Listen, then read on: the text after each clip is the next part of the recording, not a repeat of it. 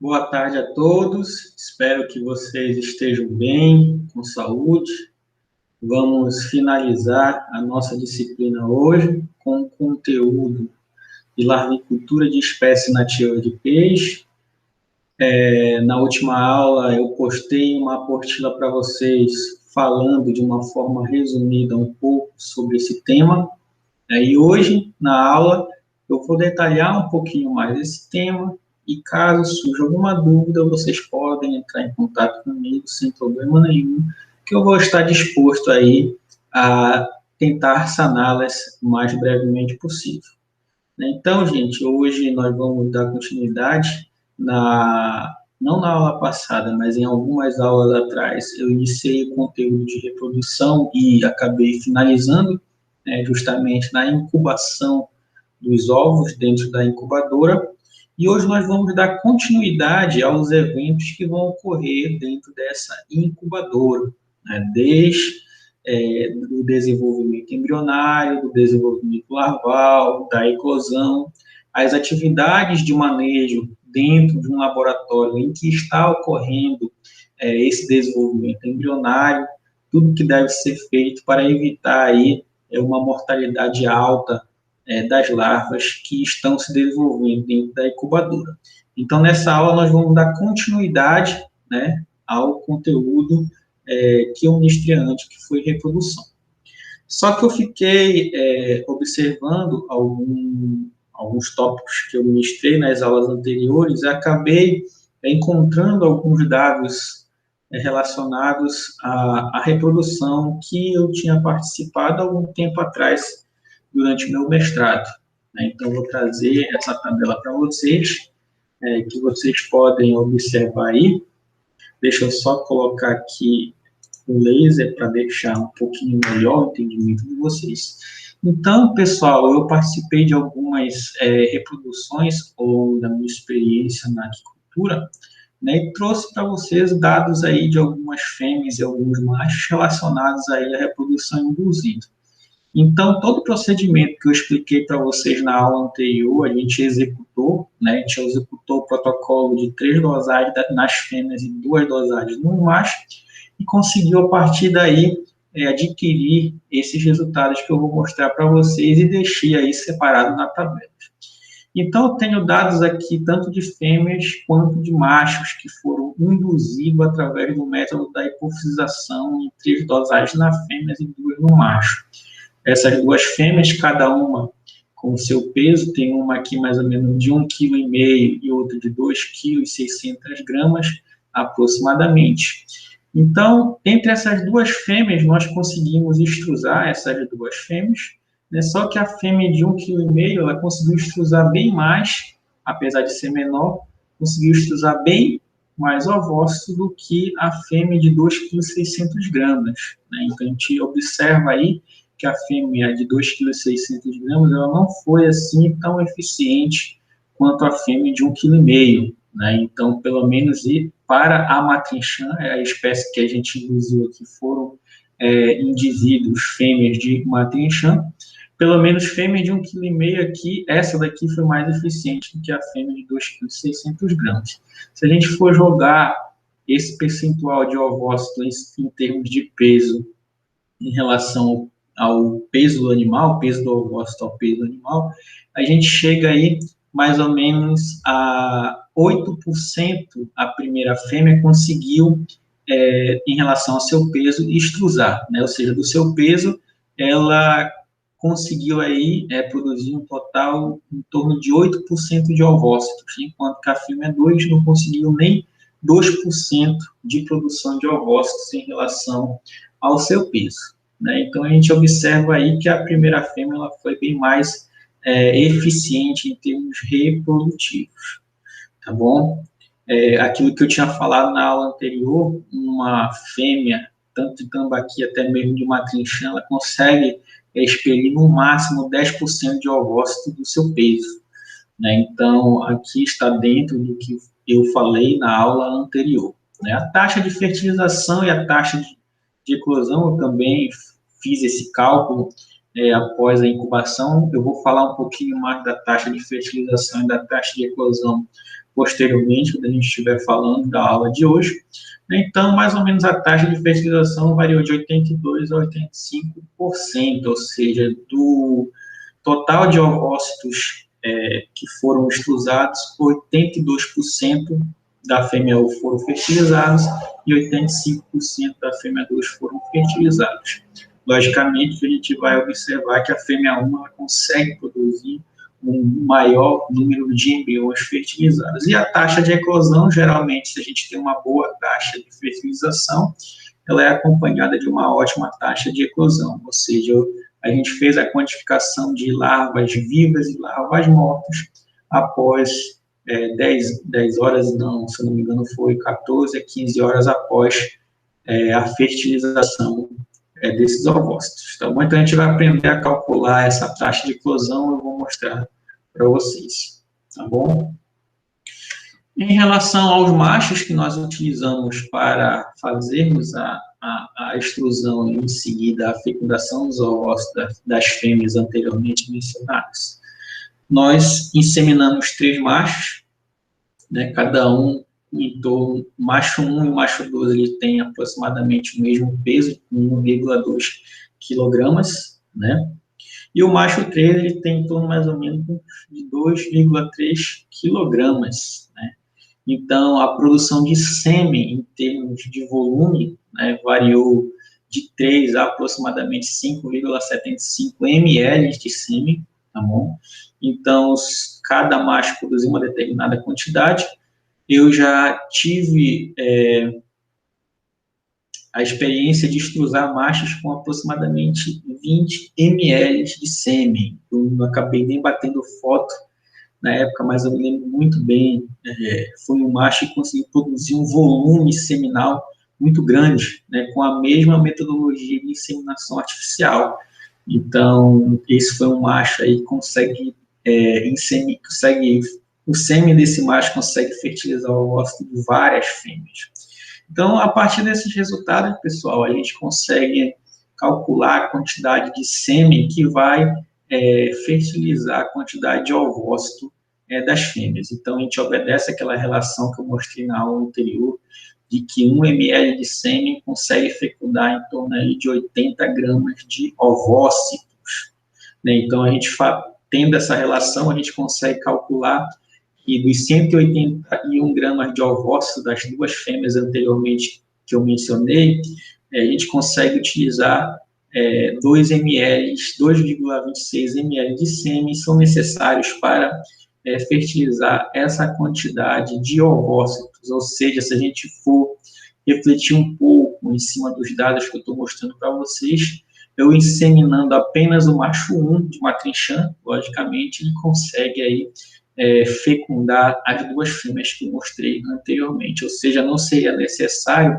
eu inseminar nem o macho 2, nem o macho 3. Né? Então, a gente tem que estar atento no momento de se fazer a extrusão e pegar um quantitativo de machos que são necessários para fecundar determinada quantidade de ovócito de fêmeas, justamente para evitar aí desperdício de hipófise, pois a hipófise ela é cara, 1 grama de hipófise ele custa mais ou menos em torno de R$ 1.500, R$ 1.600, né? Então, de posse desses dados, a gente consegue aí avaliar um quantitativo aí de macho que pode fecundar determinadas ovócitos de fêmeas, tudo bem? Na tentativa de economizar hipófise e, consequentemente, economizar dinheiro.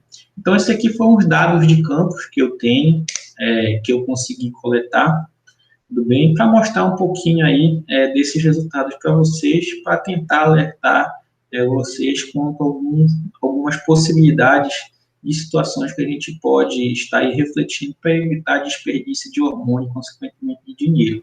São dados práticos, a gente tem que refletir em cima deles para evitar cometer algum tipo de erros, tá bom? Então, a partir de agora, eu vou falar um pouco sobre larvicultura de espécies nativas de peixe, focando principalmente no tambaqui e na matrinchã, porque são as duas espécies de peixes que são mais produzidas aqui na região norte do Brasil. Das literaturas que eu recomendo para vocês, eu já até, inclusive, recomendei na aula anterior, que vem falar sobre larvicultura também, né? Eu mostrei esse manual da FAO e esse manual do Senar, que traz informações bastante detalhadas e legais, que podem servir de base para vocês organizarem todo um planejamento e até mesmo ajudar na vivência prática de vocês. Eu tenho alguns artigos relacionados à larvicultura de matrinchã, de tambaqui, que também são importantes para vocês refletirem e eu vou estar mostrando para vocês. Alguns deles são em inglês, né, mas a gente consegue, a partir de uma ferramenta do Google Translate, fazer a tradução desses artigos para ter uma compreensão melhor acerca desses temas aí, que sem dúvida nenhuma para a vivência de vocês é de suma importância, tá bom? Então vamos dar início à nossa aula de hoje. Então eu separei aqui um sumário dos principais tópicos que eu vou comentar aqui com vocês.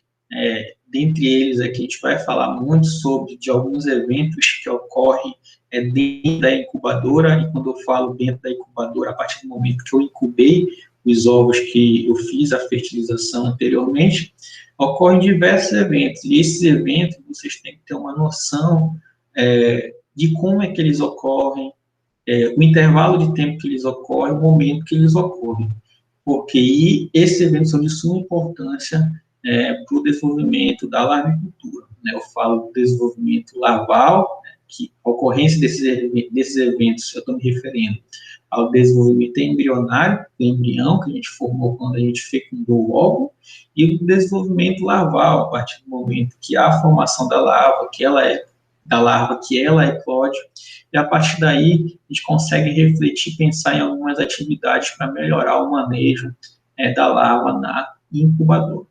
Vamos mencionar um pouco sobre o cálculo da fertilização, da taxa de fertilização, né?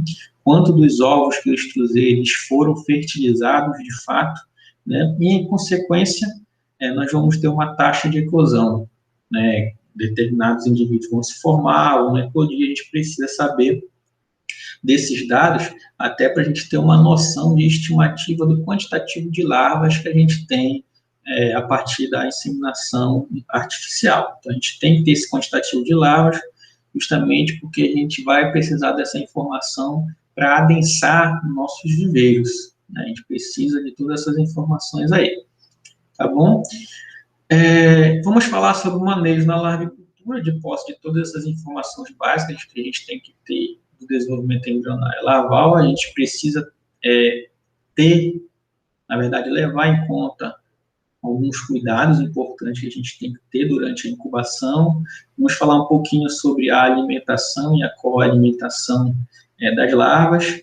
Vamos falar um pouco sobre qualidade de água, dos parâmetros que são ideais para as larvas, tanto de matrinchã quanto de tambaqui.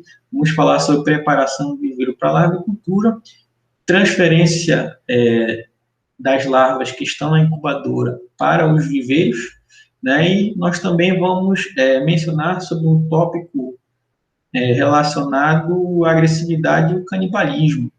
Então, tanto a agressividade e o canibalismo, eles são muito explícitos, não estão aqui, mas na matrinchã ainda é uma das grandes problemáticas da produção de formas jovens de matrinchã, de alevinos, que são vendidos para os produtores. E essa problemática ela vem sendo estudada, principalmente por um grupo de pesquisa na capital Manaus, liderado pela professora Thaís Birualba. Eu tive aí a honra de participar desse grupo de pesquisa, e eles estão trabalhando de uma forma bastante tensa para tentar diminuir a intensidade desse comportamento na larvicultura de matriz Chan, para justamente evitar perdas durante a produção de forma jovem, durante a produção de alevinos. Então, a gente vai comentar alguns pontos importantes que vocês devem refletir ao longo aí do estudo de vocês nesse tema, tá bom? Então, só relembrando, né, então nós fizemos aí a reprodução das matrizes, tanto o tambaqui quanto a matriz Chan, relacionada de eventos relacionados à despesca, ao transporte, a seleção dos reprodutores, a pesagem, a marcação, o acondicionamento dos reprodutores.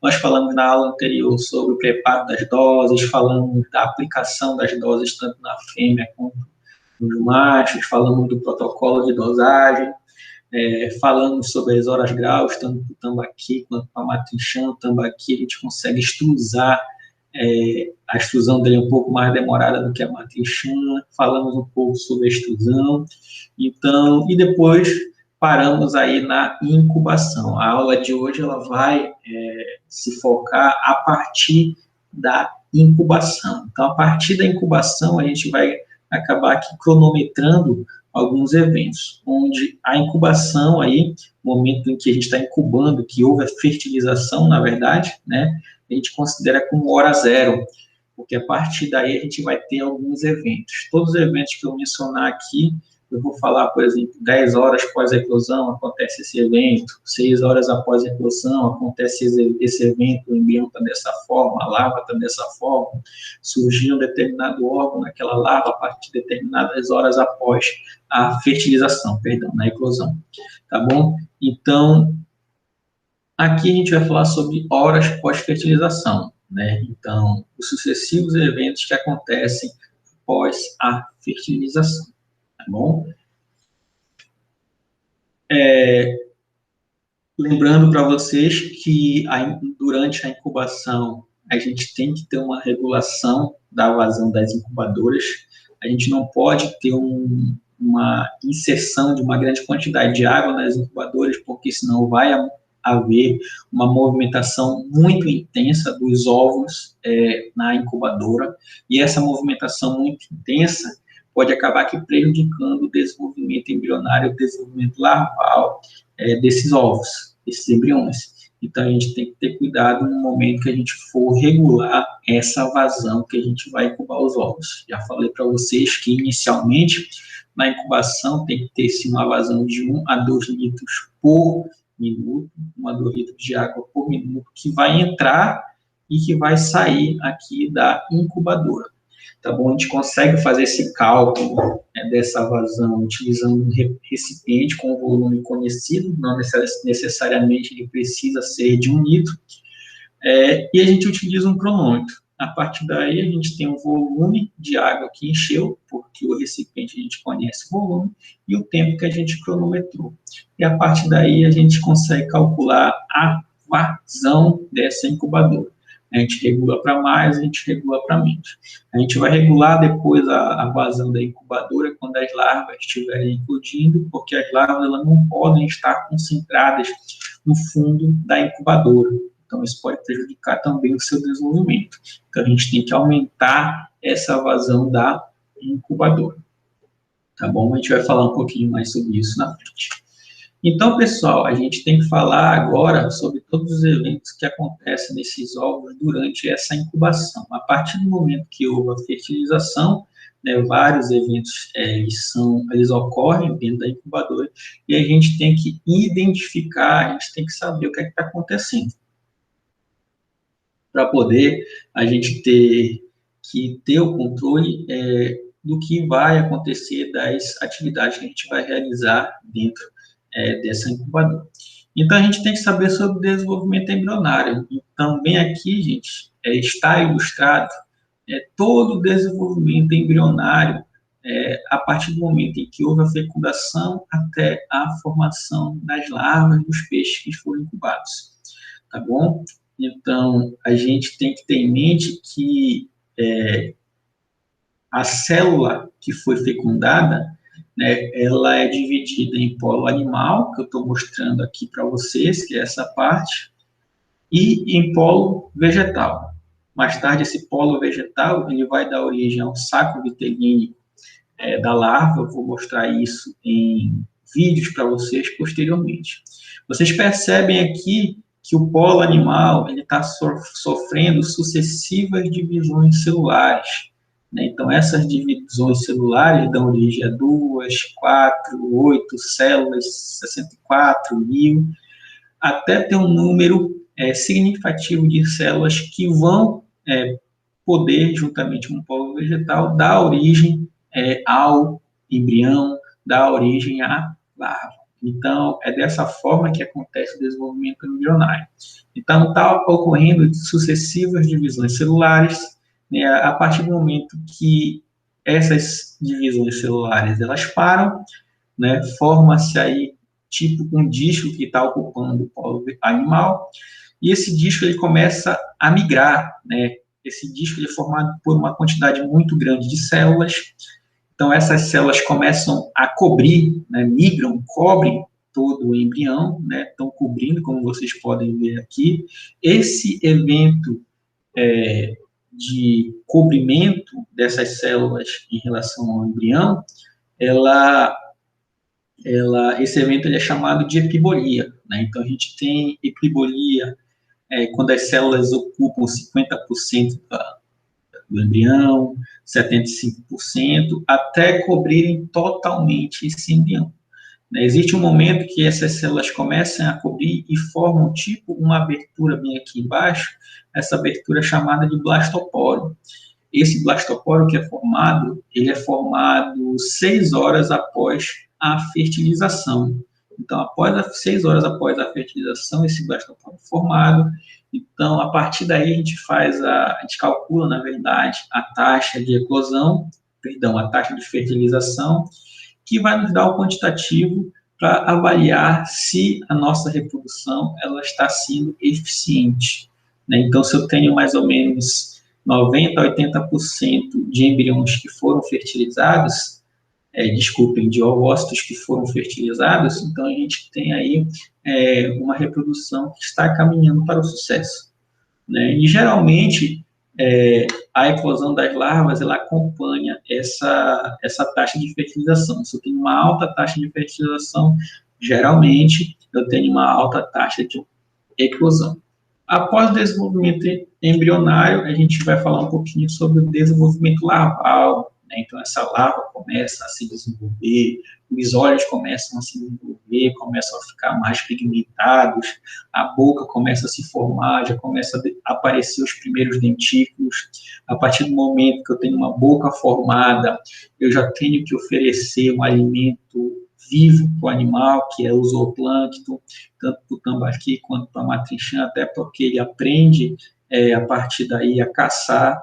Eu tenho que saber o momento que se esgota o saco vitelínico, que é justamente a reserva interna de nutrientes que ele tem, que foi dada a origem pelo polo vegetal, até chegar o momento que essa larva já tem todos os órgãos formados, até que no momento que essa larva vai se transformar em juvenil, né? Então, a gente tem que aprender um pouco sobre esse desenvolvimento larval, né, para poder, a partir daí, executar algumas atividades de manejo durante a larvicultura.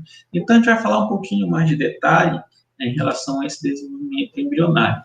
Aqui eu fiz questão de mostrar uma imagem para vocês de alguns eventos, na verdade, do desenvolvimento embrionário e larval do zebrafish.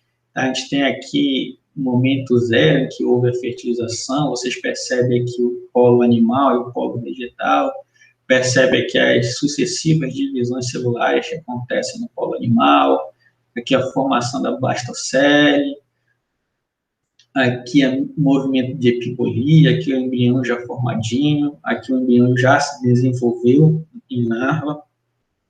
Aqui nós já temos a larva formada, com os olhos já bastante pigmentados, o saco vitelínico ainda presente, né? E aqui nós temos o animal adulto, né? Então, esses são eventos importantes importantes relacionados ao desenvolvimento embrionário larval. Na verdade, isso a gente estuda um tema bastante amplo chamado ontogenia, né, desenvolvimento ontogenético, que nada mais, nada menos é o estudo sobre o desenvolvimento de todo o organismo durante o seu ciclo de vida, desde o momento que houve a fecundação até o momento que ele é um adulto, se torna um adulto, quando ele chega na fase senil. Esse é o desenvolvimento que a gente chama ontogenético. Aqui é o desenvolvimento do zebrafish. Né? Tem um trabalho que serve de base do desenvolvimento ontogenético, que é o trabalho de zebrafish, que eu esqueci o nome do autor, mas ele é de 1995. Muito bom, ele está em inglês, eu vou anexar para vocês também. Quem tiver curiosidade de saber mais detalhes sobre o desenvolvimento do zebrafish, eu vou postar para vocês esse trabalho. Vou postar um trabalho de Mathinchan também, que fala dos eventos que acontecem durante a ontogenia do Mathinchan, e do tambaqui também. Então, essas são as espécies que a gente vai falar para vocês, vai comentar sobre esse tema aqui, sem dúvida nenhuma, de suma importância para a gente entender a larvicultura dessas espécies nativas. Tá bom? Então, inicialmente, na incubação, quando houve a fertilização do ovócito, né, no momento zero, quando houve a fertilização, a célula se encontra assim, então a gente ainda não tem um embrião propriamente formado, né, então essa célula que vai dar origem ao embrião, ela é também chamada de célula-mãe, né, a gente consegue perceber aqui mais ou menos, nem tanto assim, mas bem aqui já há a formação do polo animal. Essa célula-mãe que a gente está vendo aqui é de tambaqui, tá, gente? Um óvulo de tambaqui foi fecundado por um espermatozoide, tá? E, além dessa célula-mãe, aqui no momento zero, no momento da incubação, a gente tem aqui uma estrutura que cobre essa célula, né? Essa estrutura que cobre, ela é chamada de córeo, né? O córeo é como se fosse a casca do ovo lá na galinha, né? É uma membrana, o córeo no peixe, ela é uma membrana que protege o embrião do meio externo, semelhante à casca do ovo, né? Entre o córeo e essa célula-mãe, né, a gente tem um espaço que é preenchido por água, né, chamado de espaço perivitelínico. Né? Então, esse espaço perivitelínico, ele começa a aumentar a partir do momento que o hidrato, lembra que a gente falou de hidratação dos ovos, no momento que a gente está fazendo a fecundação, antes da gente incubar, ocorre justamente isso daqui, né? Então, há um aumento aí do volume desse ovo, né, justamente porque a água ela começa a entrar, passa pelo córeo e começa a ficar maior. E esse espaço perivitelínico tem justamente essa função também de proteger essa célula, o embrião, futuramente contra choques mecânicos. Então, a gente tem que ter em mente, né, que a gente não pode agitar muito essa célula e nem os embriões, porque essa célula pode acabar aqui batendo no córeo, aqui, e esse baque ele acaba que dificultando, prejudica, na verdade, o desenvolvimento dessa célula. As futuras divisões celulares, elas acabam que não acontecendo, né, podendo ocasionar aí o não desenvolvimento desse embrião e até mesmo a má formação de embriões. Então, tendo embriões mal formados, eles podem acabar até mesmo não sobrevivendo em virtude dessa agitação dentro da incubadora. Por isso, a importância de a gente regular de uma forma adequada a entrada de água na incubadora. Tá bom? Com 12 minutos após a fecundação, fertilização, né, a gente consegue ver aqui a formação ainda do polo animal, bem aqui do polo vegetativo. Né? Então, a gente consegue ter uma maior aí, visualização e diferenciação do polo animal do polo vegetal. Lembrando que o polo animal é onde vai ocorrer aquelas sucessivas divisões celulares. Aqui a gente consegue já ver o polo animal já se dividindo, né? Então, houve aqui a primeira divisão celular, né, formando duas células. A gente pode chamar essas células que foram formadas a partir dessa divisão de blastômeros, né? Então, a gente tem aí 2 blastômeros, né? Isso acontece 26 minutos após a fecundação do ovócito. E a partir daí começam a ocorrer as sucessivas divisões. Aqui a gente tem a segunda divisão celular, nós temos aqui 4 células, ou seja, nós temos 4 blastômeros. Aqui eu pulei um pouquinho, já é a quarta divisão celular, a gente já tem aqui 16 blastômeros, até chegar o momento que a gente não consegue mais contar esses blastômeros. Aqui eu fiz questão de colocar para vocês uma imagem, né? A gente consegue observar isso coletando uma quantidade de ovo, na verdade, da incubadora e colocando no microscópio, né? Então, a gente consegue ver dessa forma. Então, essa é a forma que a gente vê quando os embriões estão... A célula, na verdade, a célula-mãe, ela está se desenvolvendo. A gente tem mais ou menos essa visualização. Essas células aqui a gente visualizou num microscópio um pouco mais robusto, né? Mas no microscópio de luz, numa lupa, a gente consegue observar isso daqui. O microscópio tem uma ampliação um pouco maior, né? Então, aqui são imagens de uma lupa que a gente consegue ver, né? Que é um estereomicroscópio.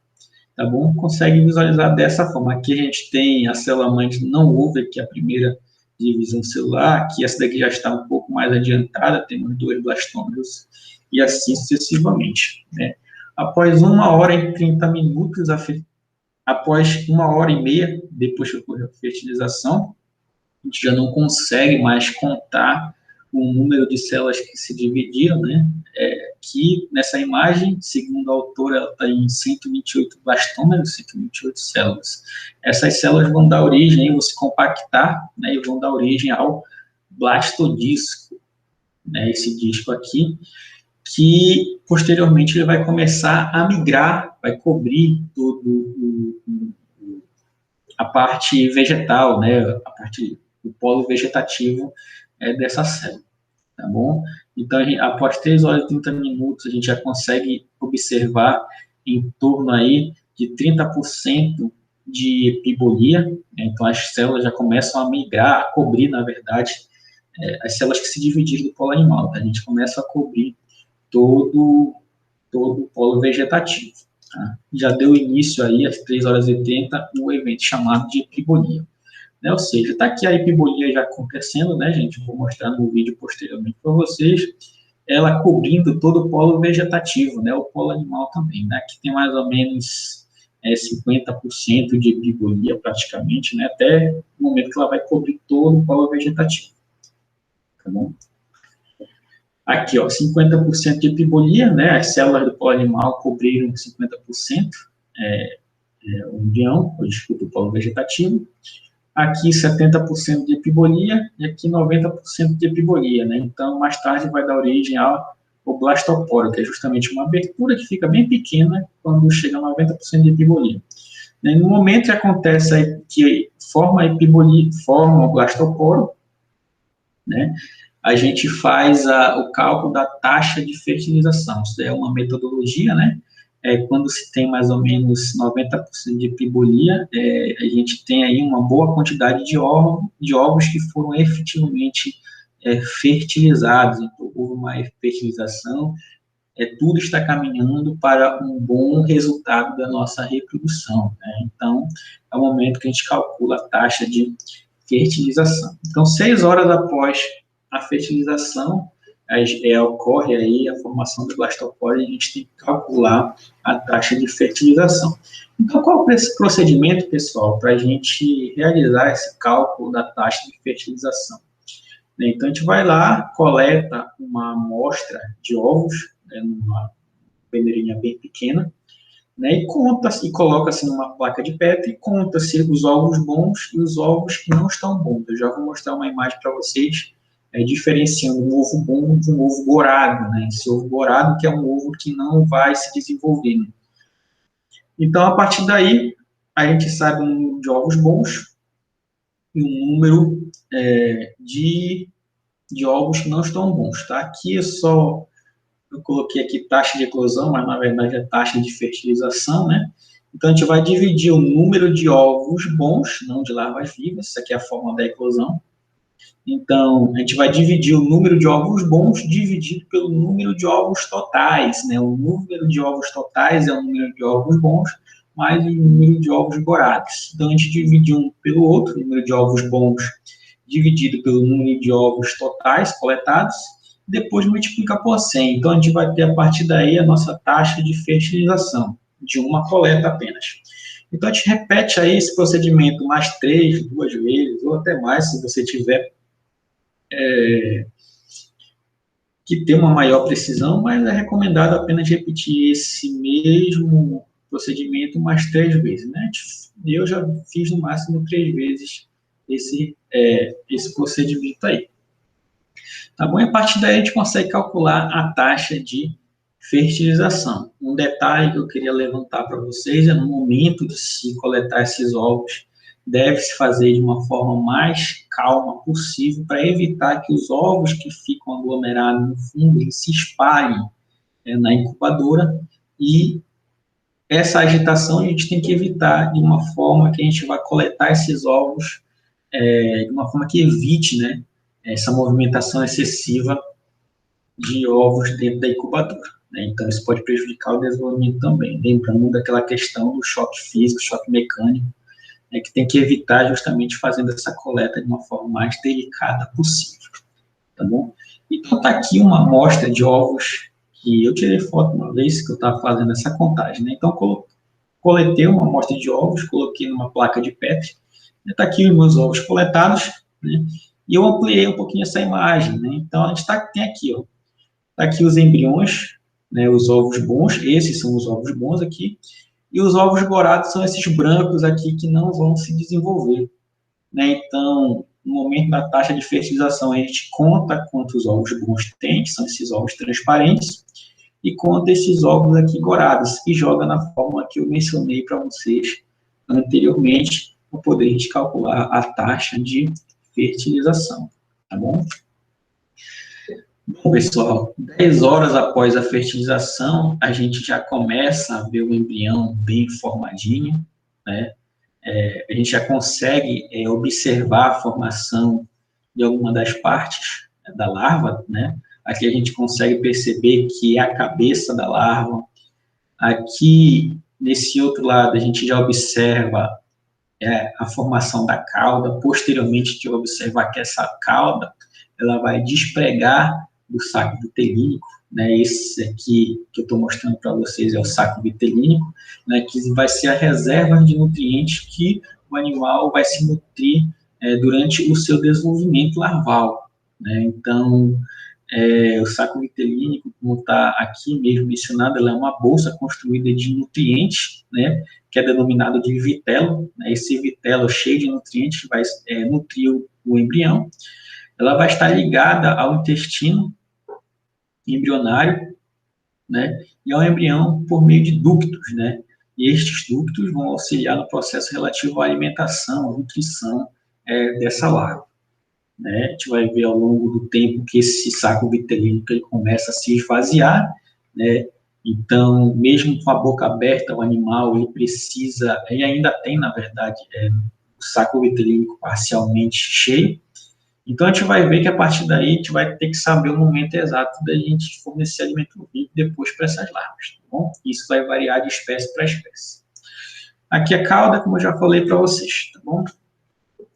Então, de 14 a 15 horas após a fertilização, essas larvas elas eclodem. A gente consegue ver que a larva aqui, ela aqui com a cabeça formada, aqui o saco vitelínico com vitelo.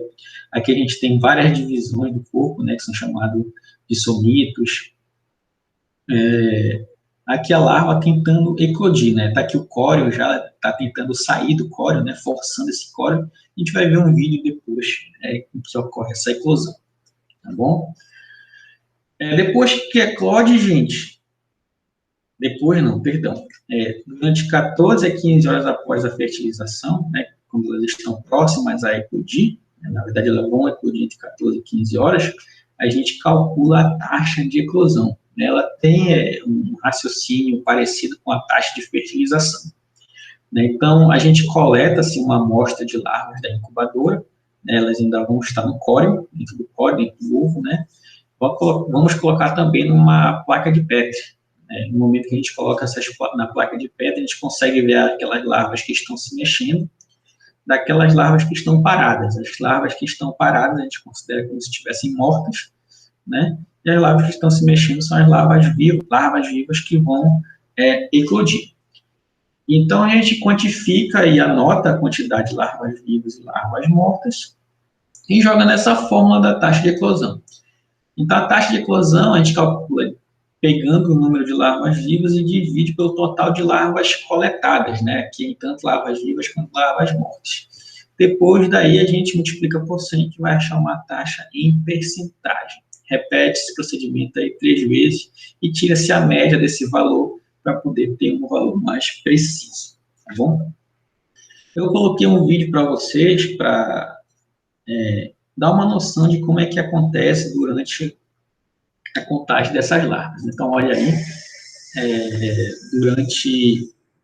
durante a contagem dessas larvas, a gente observa isso aqui, né? Então, percebe que as larvas estão se mexendo, tem uma aqui que não está se mexendo, né? A gente considera como se essa larva estivesse morta, conta as larvas mortas e conta as larvas vivas. Anota-se e depois calcula a taxa de eclosão. Esses ovos brancos aqui são aqueles ovos dourados que não foram para frente e não se desenvolveram, tá bom? Então, é mais ou menos assim que a gente calcula a taxa verifica, né, se as larvas vivas e as larvas mortas, conta-se essas larvas vivas e mortas para poder calcular a taxa de eclosão. Isso aqui foi um vídeo que eu fiz no momento que eu estava fazendo a contagem das larvas vivas e larvas mortas. Tá bom? Então, depois que aconteceu a taxa de... Eu calculei, na verdade, a taxa de eclosão, depois que houve a eclosão, na verdade, a gente aumenta a vazão das incubadoras, justamente para evitar aqui, como eu coloquei aqui em cima, que elas se aglomerem no fundo. E a gente percebe que após a eclosão, as larvas têm um comportamento de subir a coluna d'água e depois desce, sobe e desce. Isso acontece porque elas ainda não têm a bexiga natatória cheia de ar, então elas ficam subindo e descendo frequentemente até chegar um momento que elas conseguem ter uma estabilidade na coluna d'água. Tudo bem? Então, a gente aumenta um pouco a vazão para 4 a 6 litros por minuto. Anteriormente era 1 litro por minuto no momento da incubação. Agora as larvas elas têm que estar numa vazão de 4 a 6 litros por minuto para fazer com que elas migrem para cima das incubadoras, né? Logicamente que vão ter algumas larvas que vão chegar primeiro na superfície, né? As larvas que eclodem primeiro, elas são chamadas de larvas que são jumpers, né? São jumpers. Eu tenho um material que fala, está em inglês também, que fala muito sobre larvicultura. Ele classifica as larvas que conseguem eclodir primeiro, né? Elas são as que vão ficar lá em cima, vão ser as larvas da coluna d'água, vão ser as larvas que vão se desenvolver de uma forma mais acelerada, são as jumpers, né? São assim classificadas. Então, de posse de tudo isso, pessoal, eu preparei um vídeo para vocês mostrando aí o desenvolvimento desde a incubação, desenvolvimento embrionário, desde a incubação até o momento da eclosão. Então, observem aí o vídeo, tá? As sucessivas divisões acontecendo, percebe que está acontecendo as divisões celulares, formação dos blastômeros. Agora a gente nem consegue mais contar as células do polo animal, aqui o polo animal, né? Vai acontecer o achatamento dessas células, né? A formação do blastodisco, né? Já ocorreu aqui o achatamento dessas células. Agora está acontecendo o evento de epibolia, né? Não sei se vocês conseguem observar aqui, ó, as células começam a cobrir todo o polo vegetativo, né? Mais ou menos 60% de epibolia, até chegar um determinado momento que fica só uma parte aberta que a gente chama de blastoporo. Isso acontece 6 horas após a fertilização, é o momento que a gente faz o cálculo da taxa de fertilização é esse, né? Então, a partir daí, o embrião já vai se formar. Então, observem, o embrião já vai se formar a partir do momento, ó, embrião formado, a partir daí ele vai se desenvolvendo, já conseguimos ter uma noção de que aqui é a cabeça do animal, aqui também é a cabeça formada, aqui vai ser a cauda, deixa eu ver, Aqui a gente consegue ver já o olho, mais ou menos, né? Aqui a gente consegue ver o olho, aqui é a cauda, o saco vitelino. Olha o olho aqui sendo formado, o olho ainda não está pigmentado, tá, gente? A gente vai ver aqui ó, o desprendimento da cauda do saco vitelínico, né? Está se desprendendo, o olho formado aqui. Isso mais ou menos, quando ela começa a se mexer, mais ou menos 14 horas após a fertilização, né? A larva começa a se mexer, né? Mais ou menos nesse horário aqui, a gente já vai praticamente fazer e calcular a taxa de eclosão, né? A larva começa a se mexer, essa aqui começou a se mexer primeiro, é a primeira que vai eclodir, né? Tá, o cara que vai ser a primeira que vai eclodir, as outras estão se mexendo também, já calcula a taxa de eclosão, né? Eclodiu, saiu do córeo, né? Então, aqui a gente tem aí uma ilustração para dar uma noção melhor de todos os eventos que acontecem durante o desenvolvimento embrionário, durante o desenvolvimento larval. Aqui esse daqui saiu do córeo, esse daqui também já conseguiu, ainda não conseguiu sair do córeo, essa daqui.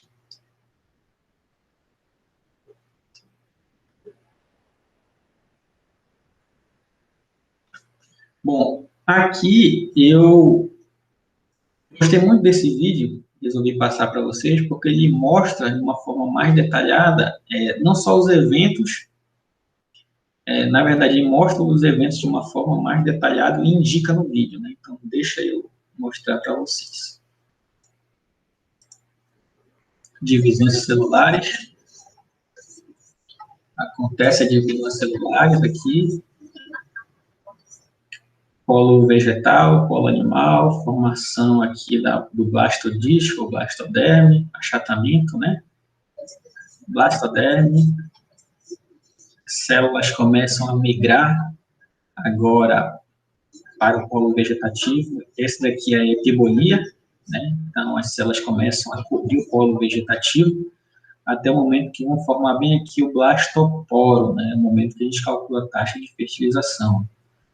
Né? O blastoporo se formou bem aqui.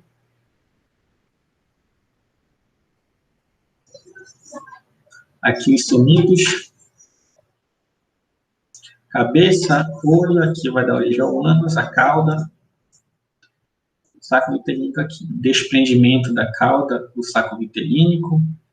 Olho, ainda não pigmentado. Ânus, né? Aqui as reservas de nutrientes, que é o saco vitelínico. Tá bom? Então, aqui mostrou de uma forma mais detalhada os eventos que eu acabei de mostrar para vocês. Tá bom? Aqui já é uma larva que já eclodiu, gente, né? Então, aqui a gente tem 17 horas após a eclosão. Eu acabei não colocando aqui, porque eu acabei esquecendo, mas é importante eu lembrar que depois da eclosão, mais ou menos 2 horas após a eclosão, até mais ou menos 4 horas, não, umas 3 horas após a eclosão das larvas, deve-se limpar as incubadoras, né? Como é que a gente limpa? A gente fecha o registro debaixo da incubadora, suga um pouco de água da incubadora para tentar tirar os excessos de casca dos ovos que ficaram na incubadora. Né? Então, a gente tem que tirar o excesso de água, a gente fecha o registro e as larvas se aglomeram um pouco no fundo e as cascas dos ovos, de córeo, né, o restante de córeo, e começam a flutuar na superfície. Então, a gente retira essa água da superfície aí, justamente para evitar o acúmulo dessas cascas de ovos na incubadora. A gente faz isso porque senão a quantidade de amônia dentro da incubadora vai crescer de uma forma muito grande, e a amônia em grande concentração na água da incubadora, ela prejudica o desenvolvimento das larvas.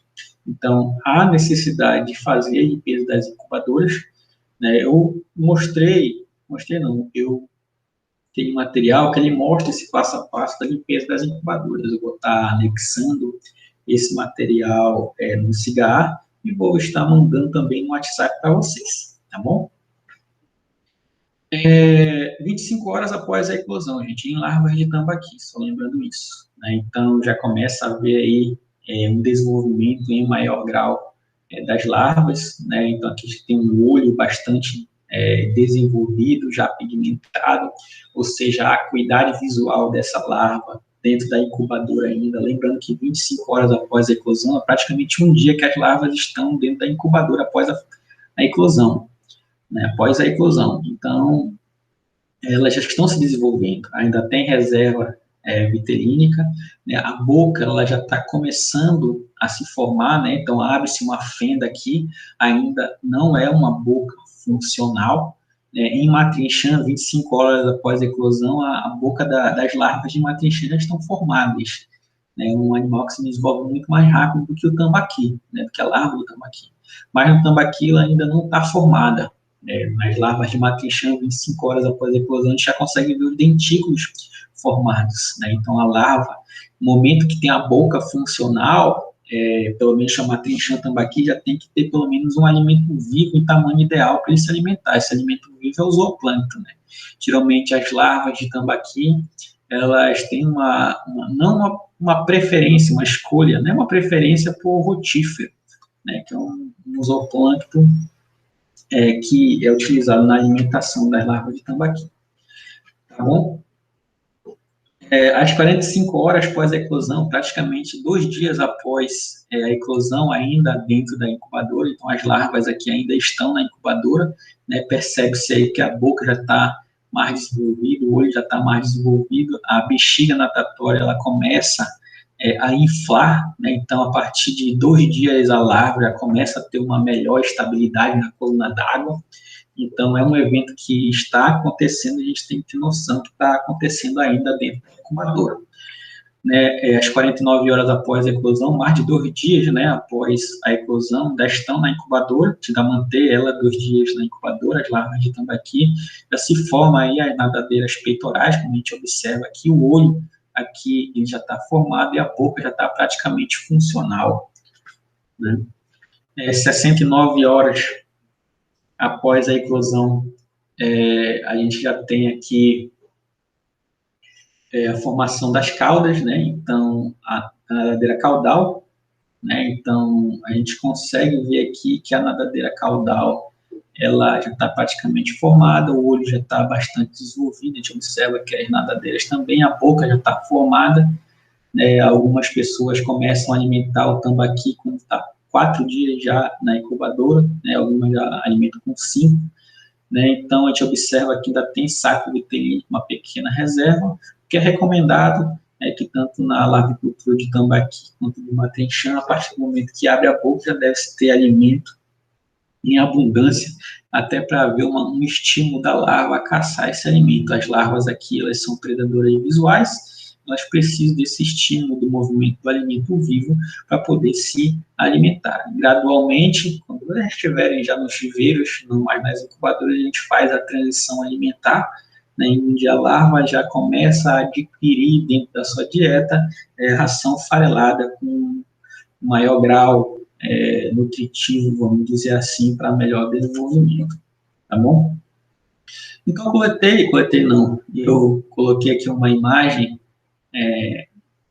do livro lá da FAO, mostrando aqui o desenvolvimento da larva de tambaqui ao longo das horas, né? Eu até achei estranho colocar aqui que as larvas... Ah, não, perdão, acabei me confundindo. Então, na larva A, aqui a larva na incubação ainda, né? Após a eclosão, né, o saco vitelino está bastante cheio, conforme o passar do tempo, 84 horas, mais de 3 dias após a eclosão, a larva já está praticamente com a boca formada, está com a boca formada, o olho formado, saco vitelino quase quase exaurido, né, quase vazio, na verdade, bexiga natatória aqui a gente consegue ver que está insuflado, já tem uma estabilidade maior, formação da cauda, né, da nadadeira caudal, né. Inicialmente, a gente fala que a larva ela tem uma nadadeira chamada nadadeira embrionária, ao longo do tempo ela vai se desenvolvendo, se formando em nadadeira caudal, né. Então, após 84 horas, mais de 3 dias aí, já está praticamente um animal com uma grande quantidade de características já desenvolvidas, né. Nem todos os órgãos estão bastante desenvolvidos, mas aqui já tem que ter alimento vivo para poder as larvas terem estímulos visual para poder caçar e futuramente se alimentar de uma forma mais adequada. 3 dias após a eclosão, elas ainda precisam estar nas incubadoras 3 dias, tá, gente? Para matriz, isso vai mudar um pouco, vou falar mais futuramente. Então, a gente viu aqui todo o desenvolvimento larval, ou não, grande parte do desenvolvimento larval dentro da incubação. A incubação do tambaqui dura mais ou menos até o 5º dia, né? Até o 5º dia, depois de 5 dias, elas são transferidas para os viveiros que já devem estar preparados com uma grande quantidade de alimento vivo lá dentro, né? Então, isso deve ser levado em consideração. Todo o planejamento que é feito na incubação deve ocorrer concomitantemente, ou seja, ao mesmo tempo, com o planejamento do preparo dos viveiros, né? Então, eles têm que estar de uma forma organizada e planejada para, no momento em que as larvas elas forem transferidas para os viveiros, elas terem alimento em abundância, né? Ou seja, zooplâncton em abundância. Mas a gente vai ver posteriormente que não é qualquer zooplâncton, né? Então, a gente tem que ter em mente alguns zooplânctons são preferência para essas larvas. Tem que se ter em mente que o preparo do viveiro ele é de suma importância e deve ocorrer de forma organizada a incubação, a reprodução dos animais, tá bom? Então, pessoal, depois de todos esses eventos que acontecem ainda dentro da incubadora, né, a gente tem que ter alguns cuidados da incubação quando a gente está com as larvas lá dentro, né? Primeiramente, a temperatura da água das incubadoras elas deve estar adequada dentro da faixa ideal de tolerância para essas larvas. Se eu tiver uma água que vem abastecendo a incubadora com uma temperatura mais ou menos de 32 a 33 graus Celsius, eu não tenho dúvida nenhuma que essas larvas vão praticamente ter uma alta taxa de mortalidade, sem dúvida nenhuma. Então, a temperatura ideal varia, dependendo da espécie, varia de 26 a 28 graus Celsius no máximo, né? Então, isso deve ser pensado, deve ser levado em consideração, principalmente na hora da construção do laboratório, na construção do local que vai armazenar essa água para abastecimento das incubadoras de larvas. Elas não devem ter resíduos metabólicos, nem micro-organismos nocivos presentes na água, nem fungos, nem bactérias. Tem que ser uma água de qualidade impecável, né, justamente para abastecer essas incubadoras. A água deve ser isenta de animais, de predadores que danifiquem os ovos. Eu mostrei para vocês lá em biologia aquática, quando estava falando de crustáceos, que existe um tipo de crustáceo que ele se prolifera de uma forma muito rápida na água dos viveiros, que geralmente é utilizada para o abastecimento das incubadoras. Esse crustáceo a gente chama de copépoda, né? O copépoda, quando ele está adulto, na sua antena, ele tem alguns espinhos. Esses espinhos, eles danificam o córeo, danificam as larvas. Se tiver muito copépoda, com certeza vai ter uma alta taxa de mortalidade. Eu não estou falando isso porque eu li, estou falando isso porque eu já presenciei águas cheias de copépodas abastecendo as incubadoras e houve uma altíssima taxa de mortalidade, porque, querendo ou não, as larvas vivas que começam a se alimentar dentro das incubadoras, elas começam a querer comer esses copépodas. Só que esses copépodas têm espinho, esses espinhos vão ferir as larvas, vão causar injúrias, e esses ferimentos vão ser acondicionados por fungos, com bactérias que posteriormente essa larva não vai sobreviver. Então, isso tem que ser levado em consideração, vocês têm que ter muito cuidado, principalmente quanto à água que vai abastecer as incubadoras. Tá? E tem que evitar os choques mecânicos durante a incubação. Aquela questão, tu vai coletar uma quantidade de ovos para calcular a taxa de fertilização, não vai coletar de uma forma muito abrupta esses ovos. Tem que coletar de uma forma cuidadosa para evitar o máximo possível que esses ovos comecem a se chocar na parede das incubadoras. Isso tudo pode ocasionar a mortalidade dessas larvas. Então, eu trouxe aqui uma imagem de uma estrutura básica que tem que ter, né? Então, a gente tem uma estrutura errada no laboratório de aquicultura e uma estrutura certa no laboratório de aquicultura, onde a caixa d'água, ela está aqui nessa imagem do lado esquerdo, muito exposta ao sol, então essa água ela vai esquentar muito. Então, essa água esquentando muito, a temperatura eleva, vai chegar aqui quente nas incubadoras e vai matar todas as larvas que vocês incubaram aqui, né? Ou seja, todo o trabalho que se teve durante a reprodução, ele vai ser jogado na lata de lixo, né? Porque vai morrer tudo. Então, tem que se ter muito cuidado com a água que vai abastecer essas incubadoras. O modo certo é esse, né? A caixa d'água tem que estar dentro do galpão, né? Na sombra, tem que estar uma temperatura adequada, de 26 a 28 graus Celsius no máximo, justamente para evitar aí que essas larvas recebam essa quantidade de água quente dentro da incubadora. É a mesma coisa, né? Ah, beleza, Igor, tô aqui no galpão, a minha caixa d'água está aqui, aí, mas não tem parede aqui, né? Não tem uma proteção que diminui a incidência solar nas incubadoras. Isso também pode prejudicar o desenvolvimento das larvas, né? Então, de preferência, que as incubadoras fiquem na sombra, para evitar esse aumento de temperatura, tá bom? Tanto a caixa d'água quanto as incubadoras. Aqui é só uma foto que eu registrei numa fazenda que tinha um laboratório de reprodução de peixes, né? Então, aqui ele utilizou, ele cobriu aqui com palhas, com uma estrutura, então o sol acaba aqui não pegando diretamente na caixa d'água, né? Então, foi uma forma barata, né, de tentar aí diminuir essa problemática da temperatura, da incidência de luz solar na caixa d'água, para aumentar a temperatura, tem que evitar. Se fosse essa caixa d'água aqui, né, utilizada para abastecer as incubadoras, com certeza a água aqui dentro ia ficar muito quente. Aqui é a mesma coisa, né? Essa aqui foi uma estrutura lá em Humaitá, colocar a caixa d'água protegida do sol para justamente evitar problemáticas com alta temperatura da água, né? Após aqui, né, eu já tinha falado disso, né? Então, falando um pouquinho mais sobre a alimentação, com a alimentação das larvas, com a boca aberta, o tambaqui, ele já tem uma boca funcional aproximadamente 3 dias, né, após a eclosão.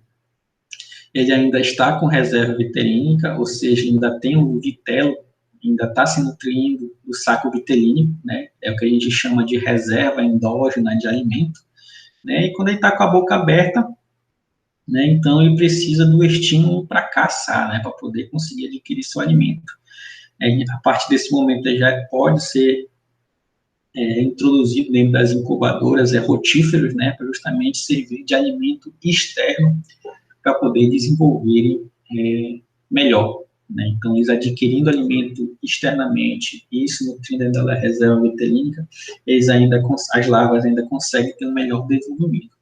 Alguns materiais, alguns laboratórios também, eles recomendam a utilização de Artemia salina, né. Eu já presenciei com alguns colegas alguns trabalhos relacionados à utilização da Artemia salina durante a larvicultura na incubadora, né. Então, ele teve resultados excepcionais, né. Utilizou, se não me engano, Cladócera, rotífero e Artemia salina.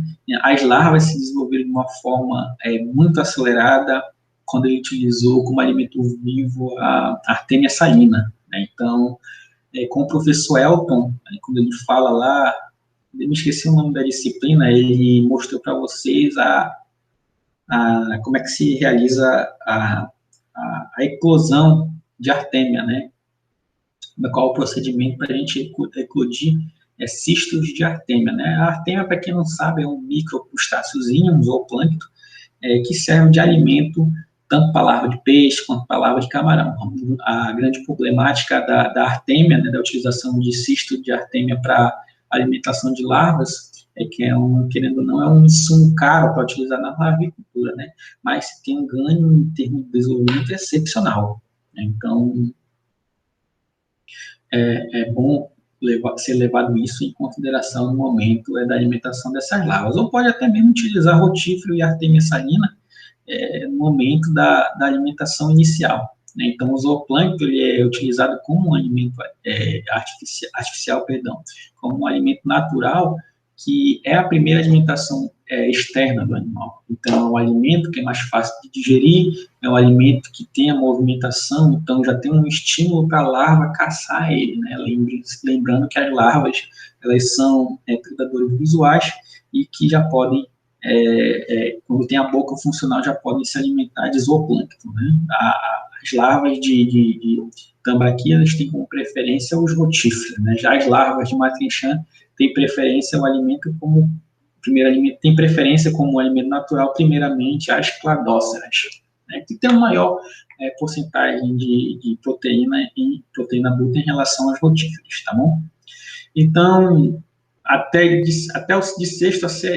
do sexto ao sétimo dia após a eclosão, as reservas de nutrientes do saco vitalino já são esgotadas, né? Então a larva já precisa estar se alimentando de alimento externo, de zooplâncton, rotífero, artêmia, como eu falei anteriormente para vocês.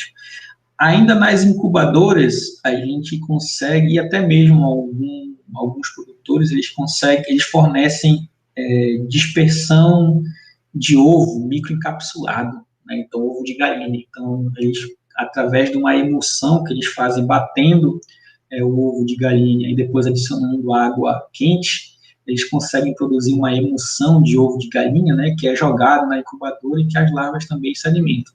Aqui em Santarém, quem faz isso é o laboratório da SEDAP, né, o responsável técnico falou que faz essa emulsão e fornece aí mais ou menos do quinto ao sexto dia, quando está na incubadora, isso antes da transferência para os viveiros, né? Então, ainda tem essa problemática, ainda tem essa questão que é utilizada. A gente consegue encontrar metodologia, na verdade, eu vou postar essa metodologia para fazer essa dispersão de ovo microencapsulado, de ovo de galinha microencapsulado. Eu tenho material, não é difícil, é um passo a passo bem simples, eu vou postar para vocês lá no Siga, tá bom? Essa primeira parte foi de alimentação de larvas durante a incubação, né? Após a transferência para os viveiros, já deve se fornecer ração farelada, né? Junto ao zooplâncton que já está no viveiro.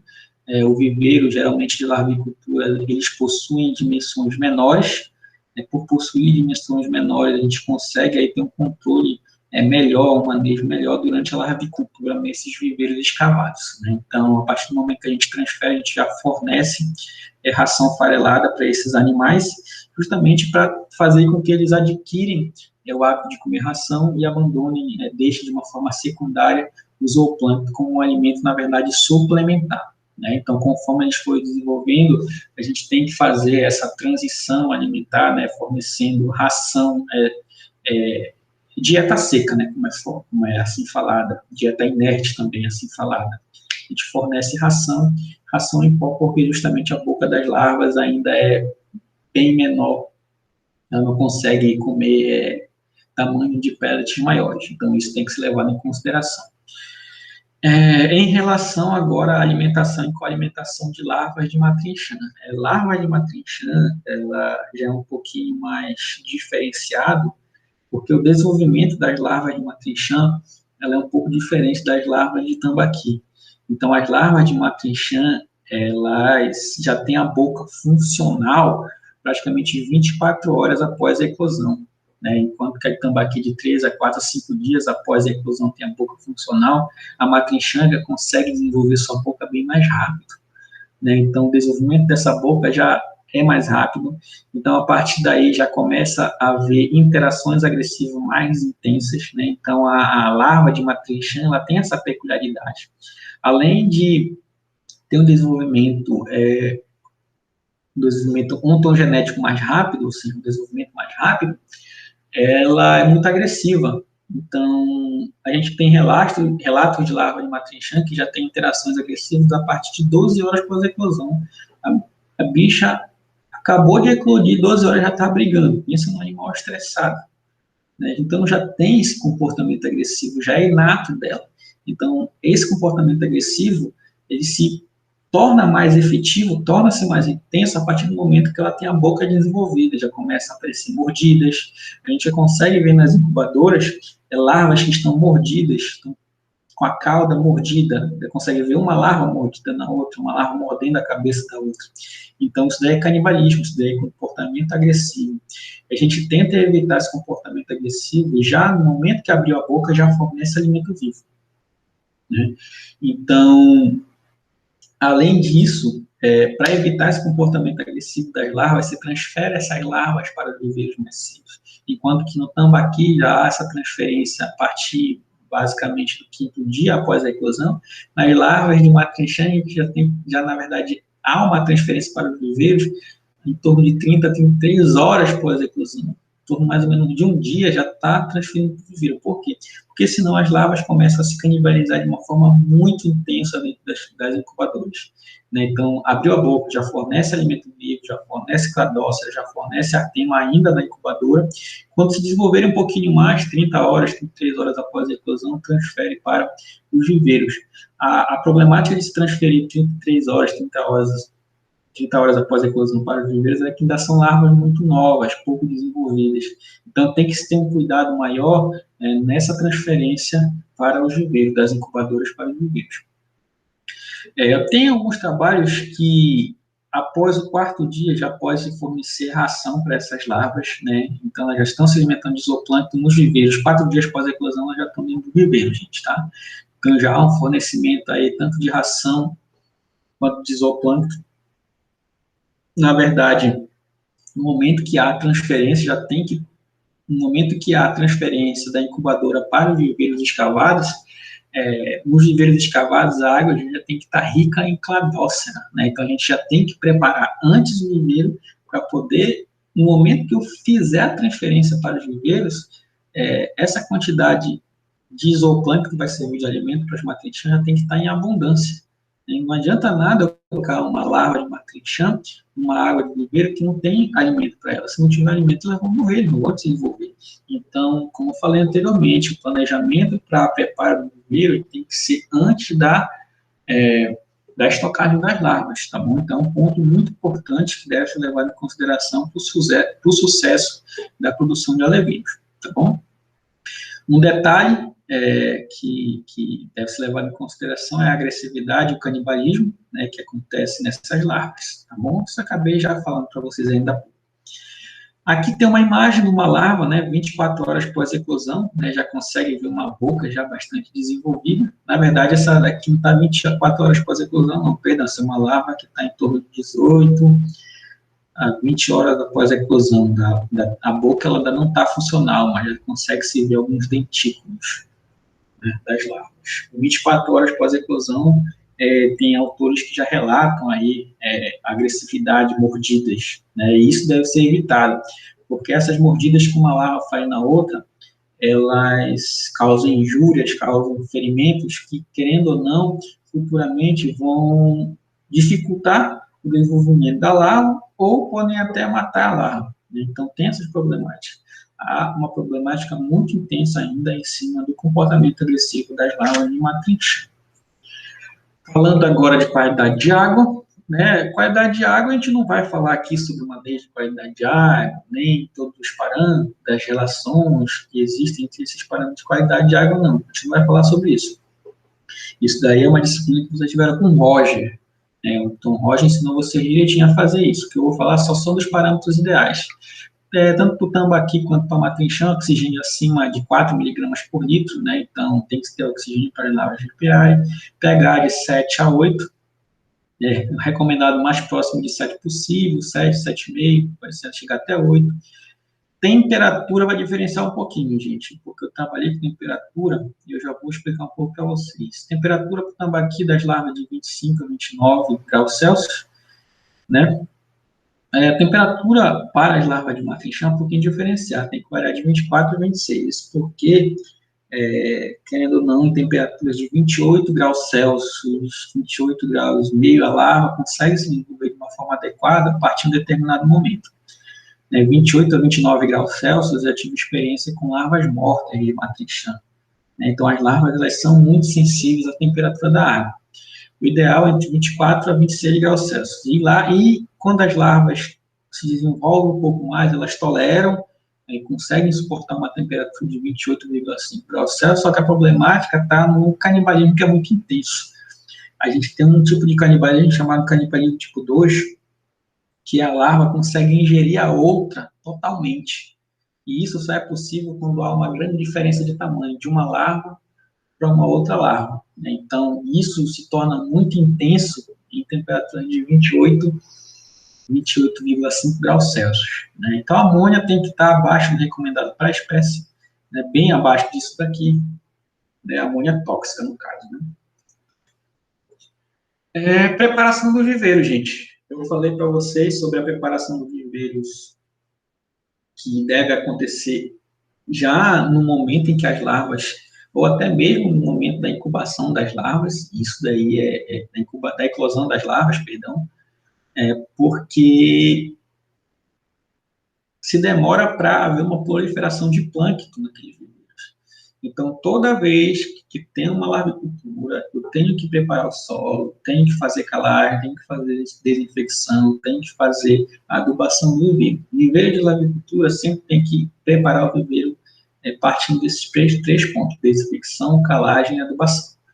Então, a desinfecção, principalmente para evitar peixes invasores. Então, se eu não faço a secagem do viveiro, se eu não faço desinfecção com cal virgem, e se eu tiver predadores no meu viveiro, eles vão comer todas as minhas larvas. São vários predadores, desde insetos, como o caso de odonatas, que é uma praga em viveiro de larvicultura. Então, a gente tem que evitar odonatas. Eu vou até mostrar acabei não colocando uma foto nessa apresentação, mas eu tenho uma odonata aqui, vou bater uma foto e vou mandar para vocês. Causa grande mortalidade, porque essas odonatas consomem muitas larvas e cada larva que se perde é um peixe a menos que é cultivado. Então, pensa no viveiro cheio de odonata, vão comer todas as larvas dentro do viveiro. Por isso que a gente tem que evitar ter peixes predadores que vão comer essas larvas e ter insetos que vão se alimentar dessas larvas. Para isso, a gente faz a desinfecção com cal virgem. Seca o viveiro fica 4 dias exposto ao sol, e depois as poças de água que ficarem, a gente coloca cal virgem. Para evitar parasitas também, micro-organismos que podem ocasionar doenças, fungos, bactérias. A gente tem que evitar tudo isso dentro da nossa larvicultura. Por isso a gente faz a desinfecção com cal virgem e utiliza até mesmo o sol, gente? Eu vou mostrar um procedimento para vocês de como fazer a desinfecção desse viveiro. A gente tem que fazer essa preparação, a calagem e a adubação, justamente para disponibilizar nutrientes para haver proliferação de fitoplâncton, e esse fitoplâncton criar condições para haver proliferação de zooplâncton. Esse zooplâncton vai ser o alimento vivo das larvas nos viveiros escavados. Então, ainda tem-se essa preocupação de fazer a calagem e a adubação para proporcionar condições de nutrientes para haver proliferação de zooplâncton e de fitoplâncton. É uma importante fonte de alimento natural para as larvas de peixe. O primeiro alimento das larvas de peixe, gente, é igual ao leite materno para as crianças aqui, nossos filhos, Porque é um alimento que é fácil de digerir e é o primeiro alimento. Então, esse querendo ou não, tem que haver proliferação de plâncton. Se não houver, não vai haver uma alta sobrevivência durante a larvicultura. Evita a redução de transparência, o fitoplâncton, você já viu isso em qualidade de água, ele fica naquela camada superficial, impede que raios solares cheguem ao fundo dos viveiros. Os raios solares não chegando ao fundo do viveiro impede a proliferação de macrófitas aquáticas. Então, a gente tem que evitar macrófitas aquáticas, porque se tiver macrófitas aquáticas, elas vão consumir todo o nutriente, não vai ter proliferação de fito, não tendo proliferação de fito, não vai ter proliferação de zooplâncton. Então, a adubação ela será feita, e a adubação ela é sempre feita após a calagem, até porque a calagem ela fornece condições de alcalinidade, de pH ideal para a proliferação do fitoplâncton, do zooplâncton, para ter todo um processo biogeoquímico de fotossíntese e respiração adequado, que vai haver condições que, querendo ou não, vão desencadear uma proliferação boa de zooplâncton. Então, quais são os principais zooplânctons que vão aparecer após todo esse preparo do viveiro? Inicialmente, se prolifera rotíferos, após 2, 3 dias da fertilização com o viveiro já cheio, os primeiros rotíferos eles começam a surgir, né? Então, no momento em que há proliferação de rotífero, né? Então, pode-se fazer aí a transferência das larvas de tambaqui, de pacu, de pirapitinga, de ipiauci na densidade de 200 a 300 larvas por metro quadrado. Isso quando eu falo dessas espécies aqui. Então, a gente ainda tem aí que respeitar essa densidade de estocagem. É por isso que é bom, importante, na verdade, saber se a quantidade de larvas que a gente tem nas incubadoras, e isso eu vou mostrar no cálculo posteriormente para vocês. De 4 a 5 dias, a gente já, após a fertilização, após o preparo do viveiro, a gente já começa a ver a proliferação de cladóceras, né, e também de rotíferos adultos, né. Então, é o momento ideal para ver o povoamento de larvas de matrinchã e de piraputanga, né, matrinchã da bacon amazônicos, tá? Então, após 4 a 5 dias de preparo do viveiro, eu vou acondicionar o quê? Minhas matrinchã, porque vai ter cladócero, e cladócero é o alimento preferencial das matrinchãs. Então, ela escolhe cladócera em vez de rotífero, né? A gente tem aqui, de 4 a 5 dias, cladóceros juvenis e rotíferos já adultos. 6 a 7 dias, a gente já tem cladóceros já adultos, né? É o momento ideal para acondicionamento, por exemplo, do dourado, né? Que é uma outra espécie de peixe aí mais carnívora, né? Então, a gente não pode povoar a qualquer momento, porque a gente tem essa sucessão ecológica, esse é o nome, né, esse é o termo, né, ou seja, a proliferação de determinados organismos e de outros organismos ao longo do tempo, né. Então, essa sucessão ecológica, essa substituição de organismos ao longo do tempo, ela tem que ser respeitada, porque se não for respeitada, eu vou acondicionar o meu viveiro no momento que não tem aquele elemento de preferência para as larvas, eu vou estar fadado ao fracasso na minha larvicultura. Então, eu tenho que colocar uma matrinchã quando tem uma boa quantidade de cladócera, porque se não tiver cladócera, eu vou ter um mau desempenho das minhas larvas, vou ter uma pouca quantidade de alevinos. Logicamente, depois, com o decorrer do tempo, a gente vai fornecendo ração e vai substituindo esse alimento natural, porque o alimento natural ele não vai suprir mais as exigências nutricionais da larva, mas a gente tem que fornecer o alimento zooplâncton adequado. Para isso, a gente tem que povoar no momento certo, né? A gente tem que transferir as larvas das incubadoras para os viveiros no momento certo, né? Então, esse daqui é um exemplo a ser seguido, né? E quantos dias após o preparo do viveiro deve-se povoar com as larvas, dependendo da espécie, logicamente. Porque se eu for povoar matrinchã no momento que só tem rotífero juvenil, então não vou ter um desenvolvimento adequado. Então, a gente tem que levar isso em consideração, respeitando todo esse cronograma. E, logicamente, no momento que eu for fazer a transferência da matrinchã, elas têm que estar com 30 a 33 horas pós-eclosão, e nesse momento tem que ter uma grande quantidade de cladócero juvenil para serem alimentos para a minha matrinchã, tá bom? 6 a 7 dias já as cladóceras adultas já começam a aparecer, e também os copépodos já começam a aparecer de 6 a 7 dias. Então, os copépodos, eles não são adequados para a alimentação, pelo menos da matrinchã, nesses momentos iniciais, então não é adequado, né, pelo menos nesses momentos iniciais. Posteriormente, conforme elas vão se desenvolvendo, criando uma resistência maior em relação a isso, eles já começam a adquirir esse plâncton como alimento, tá bom? Mas a partir daí, ela já tem a ração como alimento já principal, né? O zooplâncton já passa a ser um alimento suplementar, vamos dizer assim, né? Então, é como o nosso prato, né? Qual é o nosso alimento principal? Arroz, feijão e bife, vamos dizer assim.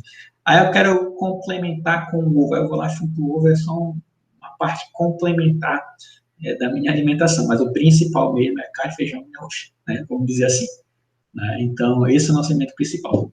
É basicamente esse mesmo raciocínio aqui para as larvas. Vai chegar um momento em que a ração é o principal e o suplementar é apenas o zooplâncton, tá bom? Isso dependendo da espécie, logicamente, porque algumas espécies, quando crescem mais, elas perdem a capacidade de filtrar o plâncton e acabam não aproveitando tanto assim esse plâncton. tá bom? Geralmente as espécies carnívoras que não utilizam muito pâncreas na sua dieta como alimento suplementar. Tá bom? Então, aqui tem algumas tabelas, pessoal, que eu preparei para vocês para calcular a quantidade de calcário, quantidade de adubo inorgânico para fazer o preparo do viveiro. Então, inicialmente, após a larvicultura, né, seca-se o viveiro, né, deixa-se aí pelo menos 4 dias exposto ao sol para desinfectar. Se houver aí a formação de poços após esses 4 dias, se coloca aí 100 gramas de cal virgem por metro quadrado, mas só joga esse calcário nas poças, né? Então, justamente para fazer a eliminação, a desinfecção desse viveiro, eliminar micro-organismos, parasitas, ovos de peixes que podem aí se desenvolver e predar as nossas larvas, tudo bem? Logicamente, ao aplicar cal virgem, tem que se utilizar EPI, tem máscara, protetor de olho, macacão, botas, porque o cal virgem em contato com a água, ele libera muita energia, então pode haver alguns problemas aí de queimaduras utilizando cal virgem. Então, tem que se utilizar EPI na hora da aplicação desse cal virgem, nessa produção, tá, gente? Após isso, é realizada a calagem, né, o calcário ele é utilizado para neutralizar o solo, né, para aumentar um pouquinho o pH, proporcionar um sistema tampão que vocês já conhecem, que é um sistema tampão, é um sistema que permite aí a baixa variação de pH, o pH não consegue variar de uma forma muito acentuada, né? Para isso a gente tem que ter uma água com mais ou menos 30 miligramas por litro. Mas o viveiro está seco, como assim? Vai ter uma água de 30 miligramas por litro. Tu vai lá, coleta um pouco de água da entrada, de água do teu viveiro, vê quanto é que está a alcalinidade, com base nessa tabela tu vai ter uma relação de quanto de calcário agrícola tu vai jogar nesse teu viveiro, né? Então, por exemplo, com a alcalinidade da água de entrada menor que 10, a gente utiliza uma quantidade de 300 a 400 gramas por metro cúbico, por metro quadrado, tá, gente? Aqui tá errado, tá? Se a alcalinidade da água de entrada tiver de 10 a 20 de alcalinidade, a gente utiliza uma relação de 200 a 300 gramas por metro quadrado, né? Se tiver em torno de 20 a 30, utiliza de alcalinidade, no caso, a gente utiliza de 100 a 200 gramas por metro quadrado de calcário, tá bom? Aqui o momento da aplicação, perceba aí que está no EPI, né? A calagem do fundo ela pode ser feita a lanço, né? Com a utilização de todos esses EPIs. Tem que ter uma balança para para achar, para colocar a quantidade ideal de calcário, né? Eu já, com base na relação que eu mostrei anteriormente para vocês, já vai haver esse cálculo. Tem que ter a balança para pesar essa quantidade, tem que ter um balde, carrinho de mão, pá, luva de borracha, máscara, óculos de proteção, justamente para evitar que o trabalhador aqui possa, de alguma forma, se prejudicar com a aplicação desse calcário ou também um cal virgem lá depois, né? Então, após a calagem, faz-se a fertilização, geralmente com adubo químico, né? O que é mais recomendável é adubo químico, tá, gente? Geralmente utiliza ureia e superfosfato simples ou ureia com superfosfato triplo, né? Nessas doses aqui, né? Ureia de 4,5 gramas por metro quadrado, superfosfato simples de 1,2 gramas por metro quadrado, superfosfato triplo de 0,5 gramas por metro quadrado. Uso ureia ou superfosfato simples, nunca os três, tá? Ou ureia e superfosfato triplo, né? Ou um ou outro, tá bom? Nunca usar os dois, tá? Então, após chegar o momento da transferência das minhas larvas para o meu viveiro escavado, né, então a gente tem que seguir determinados protocolos, né? Então, o momento de transferência das larvas de tambaqui é a partir do 5º dia, né? Então, as larvas de tambaqui elas são transferidas a partir do 5º dia após a sua eclosão, não é 5º dia de incubação, tá, gente? 5º dia após a eclosão. E as larvas de matrinchã às 30 horas após a eclosão. Por quê? Porque senão vai ter muito canibalismo dessas larvas de matrinchã dentro das incubadoras, né? E justamente esse canibalismo inicial, ele é responsável por perdas na produção da terra arada aqui escrito, em torno de 95%, ou seja, por exemplo, das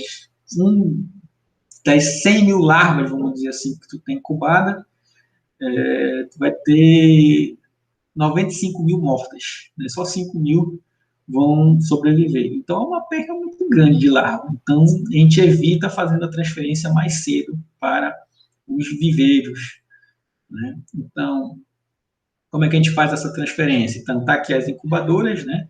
Então, essa parte daqui da mangueira, ela é ligada normalmente a uma torneira que vai abastecer a incubadora aqui por baixo, né? Então, quando eu for fazer a transferência, o que é que eu faço? Eu vou desconectar esse lado aqui da mangueira, que está na torneira, e vou calmamente transferindo a larva para esse balde. Esse balde, ele tem que ter, assim, um balde de 20 litros, né, que é encaixado com essa estrutura aqui, que é da incubadora, tá, gente? Essa estrutura já vem na incubadora, que está encaixada bem aqui. Eu tiro o que está aqui da incubadora e coloco no balde. As larvas vão sair aqui por baixo, bem lentamente, para evitar que elas se machuquem, e vão ser colocadas nesse balde. Passou dessa água, passou daqui, só a água sai, as larvas ficam. Bom? Então, essa é a forma de se transferir as larvas para esse balde, e depois do balde elas são levadas lá para os viveiros. Tá bom? Os viveiros que já devem estar ricos em zooplâncton. Se for de tambaqui, tem que estar rico em rotífero. Se for matrinchã, tem que estar rico em juvenis de cladócero. Tá bom? Então, aquilo que eu falei para vocês, né? O planejamento do viveiro ele é concomitante à larvicultura, ao momento da eclosão, ou até mesmo antes da eclosão. Né? Isso vai depender do tempo que aquele viveiro vai demorar para ter a quantidade de zooplâncton adequada para a alimentação dos animais. Né?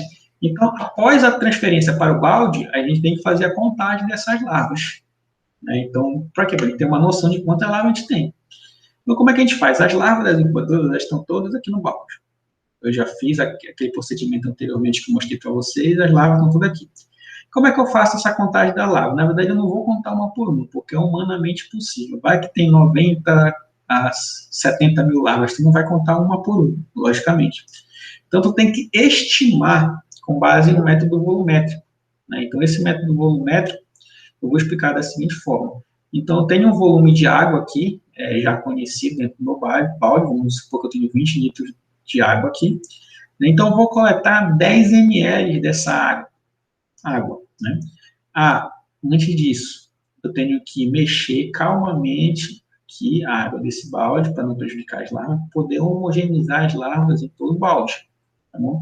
Depois eu coleto 10 ml de água, utilizando uma proveta, né? Conto uma a uma as larvas que tem nesse 10 ml, né? E depois de contar nesse 10 ml, eu multiplico por 100. Aí eu vou achar quantas larvas eu tenho por litro. Né? Depois que eu achar quantas larvas eu tenho por litro, eu só multiplico pelo volume de água do balde. Então, a partir daí, eu tenho uma quantidade de larvas estimada. Né? Eu estimei uma quantidade de larvas com base no método volumétrico. Então, essa é uma metodologia, de uma forma subjetiva, mas que serve pelo menos para a gente estimar uma determinada quantidade de larvas que a gente tem ao longo, larvas que a gente tem ao longo não, larvas que a gente tem aqui dentro do balde que vão ser transferidas para o viveiro. Né? Então, a transferência dessas larvas, ela deve obedecer àquela questão da aclimatação. Como assim? Eu não vou transferir as larvas da incubadora nos momentos mais quentes do dia. Eu tenho que evitar isso, porque a água do viveiro é uma, a água do balde é outra. Né? Então, a gente tem que evitar o choque térmico. Então, se tiver muito quente a água dentro do viveiro que eu vou transferir, por ter choque térmico, essas larvas vão praticamente ter uma alta taxa de mortalidade. Então, a gente tem que evitar isso. Como é que a gente faz isso? A gente faz a transferência dessas larvas no início do dia, entre 7 horas, 7h30, no máximo, justamente para evitar esse choque térmico. Beleza. Para evitar o choque térmico, Aí a gente faz aquele processo de aclimatação, o balde fica boiado em torno de 15 a 20 minutos na água do viveiro, para tentar igualar ao máximo a água do balde com a água do viveiro. Né? Depois eu vou adicionando aos poucos água do viveiro dentro da água do balde, para evitar o choque de pH, também tem que evitar isso. E aos poucos eu vou liberando as larvas dentro do viveiro escavado. Então, deve-se obedecer esse protocolo de uma forma rigorosa, porque são larvas, são organismos sensíveis, esses organismos sensíveis podem morrer. Né? Fora que isso tem que bater com o horário, com o dia em que há uma grande proliferação, ou de rotíferos, se for no caso larva de tambaqui, ou de cladócera, se for no caso de larvas de matrinchã. Então, tem que haver essa organização no cronograma para bater certinho os horários da transferência com uma maior disponibilidade de alimento natural. Consequentemente, ao longo do tempo, essa transição de alimento natural para alimento inerte, que é a ração, ela deve ocorrer dentro do viveiro escavado. Tá bom? Então, pessoal, eu queria levantar aqui uma problemática que, na verdade, eu já levantei, né? Acabei aqui levantando para vocês, principalmente atrelada à larva de matrinchã. As larvas de tambaqui, elas são larvas mais dóceis, né? Mas as larvas de matrinchã, elas têm essa peculiaridade de apresentar esse comportamento agressivo que aparece desde o momento, o que tem registrado é desde as 12 horas após a eclosão, né, em larvas de matrinchã. Canibalismo, segundo alguns autores, eles aparecem em torno de 30 horas após a eclosão. E é justamente nesse momento em que há a transferência das larvas de matrinchã, brico-amazônicos, para os vírus. Então, esse comportamento agressivo e canibalismo, ele aparece de uma forma que vai causar ferimentos, injúrias, vai causar estresse nas larvas, e isso ocasiona uma grande mortalidade, né, dessas espécies desses indivíduos durante a larvicultura. E isso é uma problemática, né, um problema que ainda está sendo trabalhado para tentar minimizá-lo. Então, a gente ainda está trabalhando para minimizar, não consegue ainda nem solucionar, porque é um comportamento inato. Pode ser controlado? Pode, mas não de uma forma muito efetiva ainda, né? A gente tem, assim, um grupo de pesquisa que está trabalhando em larva de matrinchã. Na região norte é o grupo da professora Thaís Bilal, né? Tem alguns outros grupos de pesquisa, mais do Sudeste, São Paulo, que ainda trazem algumas informações que contribuem para o desenvolvimento da diminuição desse canibalismo. Então, a gente vai ver agora um pouquinho desses fatores que podem controlar essa agressividade, esse canibalismo. E um dos fatores que vai controlar esse canibalismo é a densidade de estocagem, gente. Estou falando aqui em matrinchã, tá, gente? É única e exclusivamente para matrinchã. Né? A densidade de estocagem, que é a densidade de estocagem? Ela é a quantidade de indivíduos em um determinado espaço. Né? Então, quanto mais indivíduo em um determinado espaço, maior a minha densidade de estocagem. Né? Então, foi feito um trabalho com densidade de estocagem, e como essa densidade de estocagem pode influenciar nesse comportamento agressivo, nessas agressões que essas larvas fazem uma à outra. Então, quando eu falo agressão, eu falo mordida, eu falo confronto frontal, tem várias interações agressivas que a gente consegue observar, né? O pessoal do comportamento utiliza muito isso, né, para poder quantificar e verificar onde é mais agressivo, se a densidade de estocagem menor é menos agressiva, para poder te avaliar, né? Então, a gente consegue avaliar o comportamento agressivo contando mesmo quantos ataques, quantas mordidas, quantas batidas de cabeça, quantos confrontos frontais, quantos confrontos laterais ocorrem nesses organismos que a gente consegue observar, né? Geralmente, esses estudos são feitos em aquários, né? E esse estudo aqui, comparando as densidades de estocagem, mostrou isso, né? Ele mostrou que em larvas de matrinchã, até as 72 horas, ou seja, até 32 dias dentro da incubadora, quanto maior a densidade de estocagem, mais agressivas elas são. Né? Então, aqui, ó, esse gráfico aqui, ele testou 3 densidades de estocagem, a menor foi de 20 larvas por litro, a intermediária, a densidade de estocagem foi de 40 larvas por litro, e a densidade de estocagem maior foi de 60 larvas por litro. Então, até 3 dias após a eclosão, essas larvas, elas são mais agressivas na densidade de 60 larvas por litro, né? Então, mostrando aí que a densidade de estocagem, ela, dependendo de qual for, ela pode aumentar a agressividade, aumentar o canibalismo dessas larvas incubadas até 3 dias após a eclosão. Foi testado também a temperatura, né? Testou-se 2 temperaturas, temperatura de 24 graus Celsius e temperatura de 28 graus Celsius. E na maior temperatura, né, a temperatura mais alta, de 28,5 graus Celsius, a agressividade das larvas de Matrinchã tinha uma idade mais ou menos de 3 a 6 dias após a eclosão, ela foi maior na temperatura de 28 graus Celsius, teve mais agressão, teve mais mordida, teve mais canibalismo, né? Aqui na temperatura de 28 graus Celsius foi marcada, isso para larvas de mesma idade, tá, gente?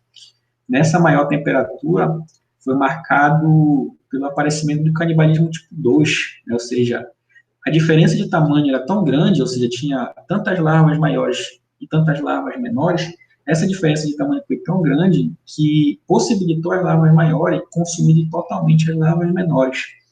E esse tipo de canibalismo, ele causa grandes mortalidades dentro da larvicultura de Matrinchã. Então, é um canibalismo aí que tem que ser evitado. Na temperatura mais baixa, as larvas, elas foram menos agressivas, né? Então, tem essa situação que foi mostrada aqui também, né? Na temperatura maior, olha aí, ó, é o que eu falei anteriormente para vocês. Aqui na temperatura de 28,5 graus Celsius, a diferença de tamanho é tão grande que a gente conseguia observar larvas assim, ó. Essa larva maior conseguia consumir totalmente a larva menor. Olha a larva menor aqui, dá para ver até o olho da larva menor. Isso daqui é um exemplo clássico de canibalismo tipo 2, que só foi observado na temperatura de 28,5 graus Celsius. Por isso que eu não recomendei anteriormente no slide de qualidade de água que as larvas elas ficassem em temperatura de 28,5 graus Celsius, porque tem um aparecimento desse canibalismo tipo 2 aqui. Não foi observado na temperatura mais baixa. E outros fatores também, eles influenciam nessa agressividade, né? Um desses fatores é a intensidade luminosa em ambientes mais escuros, em torno de 20 lux, mais ou menos, as larvas são menos agressivas. Por quê? Porque em ambiente menos escuro, as larvas elas produzem um hormônio chamado de melatonina. Esse hormônio de melatonina, ele acalma mais as larvas, deixa elas menos agressivas.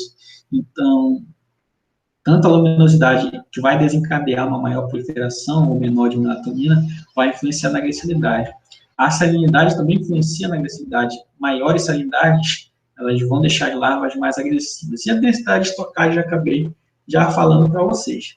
Então, pessoal, de uma forma, acho que resumida, pelo menos para Matrinchã e para Tambaqui, essas são algumas das informações principais que a gente tem que observar quando a gente está falando de larvicultura dessas duas espécies. Espero que vocês tenham aproveitado. Leiam o material, leiam a apostila, revejam esse vídeo, que vai servir de informações para vocês criarem uma noção de como é que é realizado o manejo durante a larvicultura. Isso para Tambaqui e Matrinchã, tá? Duas espécies. Larvicultura em pirarucu é outros 500, avicultura e surubim é outros 500. Aqui a gente focou nessas duas espécies por causa do tempo e porque elas são as duas espécies mais produzidas aqui na região norte. Tem avicultura de tilápia também. Na biblioteca tem um curso relacionado à avicultura de tilápia, que é uma espécie que é exótica, mas aqui na região norte o pessoal cultiva ainda. Tá bom? Então, veja o vídeo, leia o material, qualquer dúvida, eu estou aqui com vocês. Mandem mensagem no grupo de WhatsApp, ou mandem e-mail, ou vocês podem postar no fórum do SIGA. Então, abraços, até mais.